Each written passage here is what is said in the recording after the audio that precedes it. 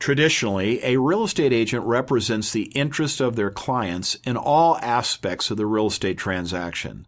While our examples will focus on the sales side of real estate, the same principles would apply to property management and representing landlords or tenants. For various reasons in recent years, many agents have been representing clients in only part of the transaction.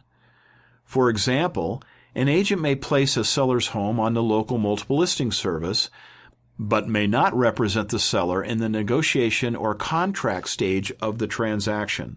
A seller who is comfortable handling the negotiation and contract aspects of a real estate transaction may prefer this, because it will most likely save them money. The seller gains the exposure offered by the multiple listing service, but is most likely not required to pay the commission typically associated with full representation. A buyer may be comfortable in searching for and finding their own home through the internet or other means.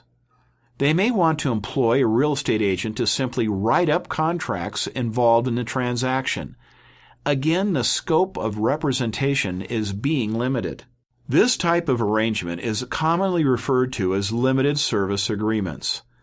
The brokers and agents involved are often referred to as transaction brokers or transaction agents.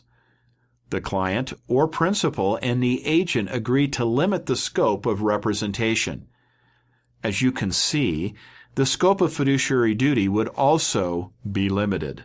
If the agreement between a seller and a broker limits the broker's representation to placing the property on the multiple listing service, the broker would not be responsible for making sure the contracts protect the seller or making sure the transaction proceeds smoothly.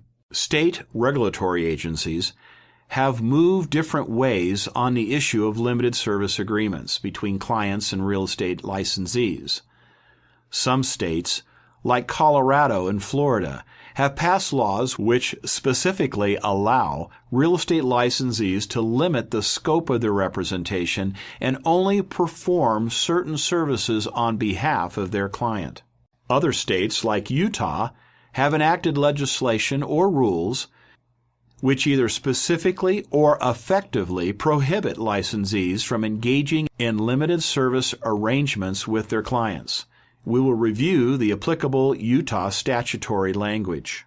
The Utah legislature addressed the issue by defining an exclusive broker agreement. Remember, several different possible types of agreements exist.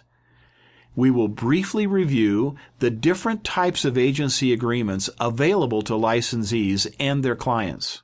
Generally, the different types of agency agreements are used for listings.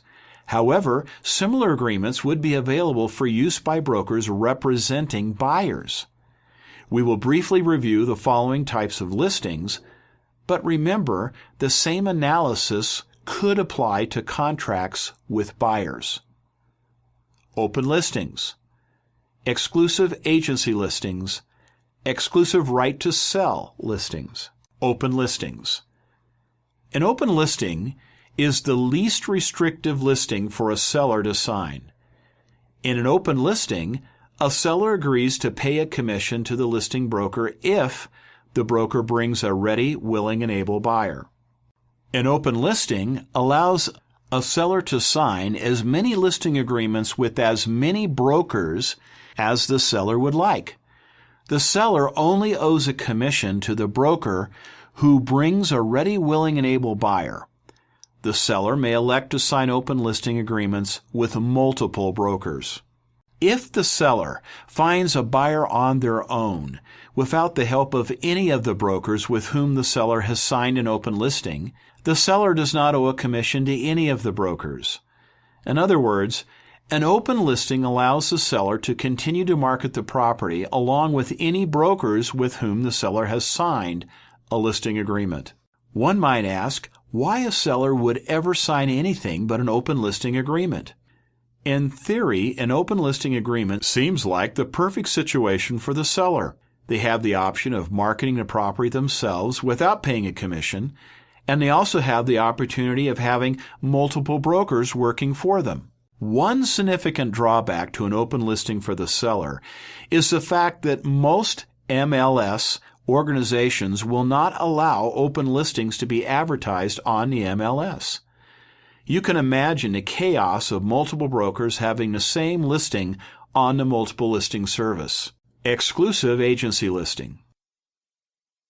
Exclusive agency listings are also usually not allowed on multiple listing services, for reasons you will soon understand.